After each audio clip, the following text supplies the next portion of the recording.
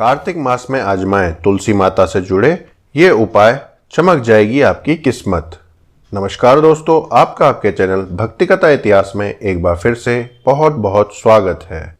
जैसा कि आप सभी जानते हैं कि 1 नवंबर से कार्तिक मास प्रारंभ हो गया है, तो इस वीडियो में हम आपको बताने जा रहे हैं तुलसी माता से जुड़े कुछ ऐसे उपाय जिनको यदि आप कर लेंगे तो आपकी किस्मत बदल जाएगी, आपको धन लाभ होगा तथा घर में सुख समृद्धि आएगी। और दोस्तों, ये सिर्फ तुलसी माता से जुड़े उपाय हैं, कोई तंत्र कोई मंत्र नहीं।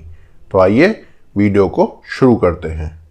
वैसे तो हिंदू धर्म के साल के 12 महीने पूजा पाठ में बीतते हैं, लेकिन कार्तिक मास का विशेष महत्व होता है। मान्यता है कि इस महीने भगवान विष्णु योग निद्रा से जागते हैं और सृष्टि में आनंद और कृपा की वर्षा होती है। इस महीने में माँ लक्ष्मी धरती पर भ्रमण करने आती हैं और भक्तों को अपार धन देती हैं। कार्तिक मास में सुबह शाम तुलसी की पूजा करने से घर में सुख शांति और संपन्नता आती है। कार्तिक के महीने में कई घरों में शालिग्राम और माता तुलसी का विवाह कराया जाता है। ऐसा करने पर कई पाप धुलकर मनुष्य को पुण्य की प्राप्ति होती है। यदि आपको सफलता नहीं मिल रही है तो कर लीजिए ये वाला उपाय। लाख कोशिश के बावजूद यदि किसी काम में सफलता नहीं मिल रही है तो तुलसी के पत्तों के इस उपाय को आजमा सकते हैं, क्योंकि इस महीने में तुलसी के पौधे पर माँ लक्ष्मी और धन कुबेर की कृपा होती है। इससे आपकी सारी परेशानियां दूर हो सकती हैं। आप गुरुवार को तुलसी का पौधा पीले कपड़े में बांधकर ऑफिस या दुकान में रखें।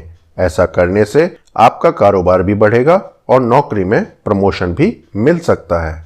यदि आपके घर पैसा रुकता नहीं है तो कार्तिक के महीने में घर में तुलसी का पौधा लगाएं। साथ ही भगवान विष्णु का चित्र या प्रतिमा घर में रखें और उस तस्वीर में तुलसी के 11 पत्तों को बांध दें।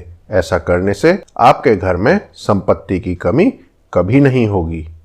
कार्तिक मास में भूमि पर सोने का भी अपना महत्व है। आइए जानते हैं। कार्तिक मास का समय भूमि से जुड़ा है। इस पूरे महीने में भूमि पर सोने का महत्व पाया गया है। कहते हैं जो भी व्यक्ति कार्तिक के पूरे महीने भूमि पर सोता है उसके जीवन में विलासिता दूर होती है और सादगी का आगमन होता है। सेहत और मानसिक विकारों को दूर करने के लिए भी जमीन पर सोना बेहतर माना गया है। कार्तिक का महीना पितरों के लिए भी खास है। कार्तिक के महीने में स्नान के बाद पहले भगवान विष्णु और बाद में सूर्य भगवान को अर्घ्य प्रदान करते हुए विधि पूर्वक अन्य देवी देवताओं, ऋषियों, दिव्य मनुष्यों को अर्घ्य देते हुए पितरों का तर्पण करना चाहिए।